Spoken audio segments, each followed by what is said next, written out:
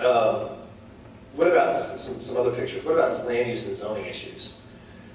Do we have government tyranny in that regard? Absolutely. Do you know one of the greatest areas of government tyranny we have with land use and zoning issues? Is actually with religious institutions, churches, synagogues. It is outrageous. People think, well, that's not possible. There was a Kelo decision that came down from the Supreme Court, basically making it very easy for government to take property from just about anyone they want, for just about any reason. I mean, I'm sort of paraphrasing, but practically speaking, it is pathetic. And one of the arguments was, you know what, if they wanted, they could take a church's property if they wanted. And everyone says, oh, no, cities would never do that. That's, no, not here in America. Well, fast forward to Visalia, California. Now this is Visalia, okay? I didn't say Vacaville, I said Visalia. Visalia, California, for you may not be aware of this, near halfway between Bakersfield and Fresno. So it gives you the tempo, okay, what we're talking about, all right? You expect people there to be pretty easygoing. You know, they're farmers, so they're presumed to fear God and love their country, and et cetera, okay? Well, this town of Visalia, there was an old abandoned theater. It was for sale. It's been on the market for quite some time in the downtown area. And a church decided that they were going to buy this and turn it into a downtown youth center, a positive input for the youth in Visalia. Many of them are getting in trouble. This is going to be a positive input to help turn their lives around. And a wonderful thing for youth and things like that, particularly during summer and otherwise. So they're buying it. Now, the church is very happy. The seller of this property is very happy. The real estate agent is very, very happy, okay? I mean, there's so many happy people. Except the city council got word of this. They received word of this. And so they called an emergency meeting. They couldn't wait for the next meeting. No, it's an emergency meeting. Why? Because they wanted to quickly snuff this out and seize the property using eminent domain under the takings clause to keep this church from being able to occupy and own this building that had been on the market for quite a while. And so they did. They thought that everything was going to be fine, that they got the building. They don't have to worry about something religious in downtown Visalia. And then we were called. And we went and filed a lawsuit after 2 years of intensive litigation. What happens? Well, make a long story short, there's now a downtown youth center in Visalia. And, now that said, the constitutional question of whether or not the constitutional protections of free exercise and even the federal statute, the RLUIPA statute, Religious Land Use Act, would be able to trump that part of the Kelo decision is still an open question. And that tyranny can't come back again in the future. Let me give you another example of where I see that tyranny playing out in a major case. And it comes right out of here, the San Leandro, which is here in the San Francisco Bay Area. See, a Foursquare church decided to buy a commercial building for a new church. And they needed to because they were having to turn people away on Sunday mornings. They just did not have enough room. Now that is the biggest dream of a church or a synagogue. You just have to turn, so many people want to come, you just have to turn them away because of health and safety standards. You just don't have that happen very much. Well, this church actually had that happening. And so they were desperate in need of a new facility. So they buy this building. It met all the safety codes, all the health codes, fire district codes, everything. But the city of San Leandro refused to give them the conditional use permit after they bought the building or were paying, the heavy monthly fee of payment on the building. And the reason that San Leandro said, they gave two reasons. And this is what they put in writing, this is what they presented. They said the first is they said, churches bring economic blight to communities. Did you know that your church is a result, it brings slums to your communities?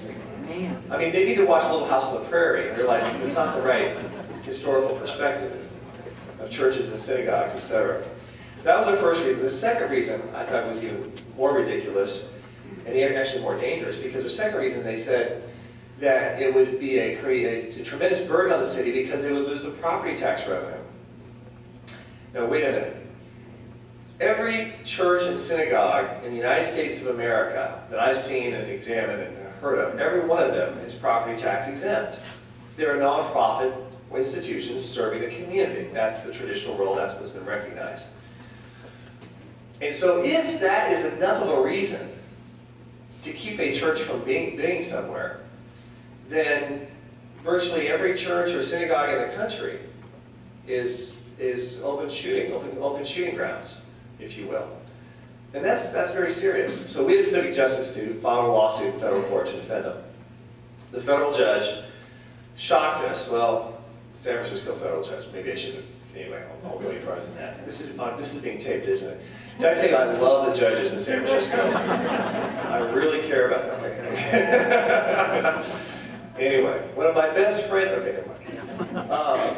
But anyway, so this judge looked at the case and looked at those reasons and cited both of them and said, yeah, I think that the city should be able to keep a church from occupying a building that they own and that they bought. And so we have filed an appeal to the Ninth Circuit Court of Appeals. I know what you're thinking. What good thing can come from the Ninth Circuit? I know. Well, let me just remind you that if in the Old Testament, God can speak through a donkey. Anyway, I'll leave it at that. You can speak to the Ninth Circuit. Okay.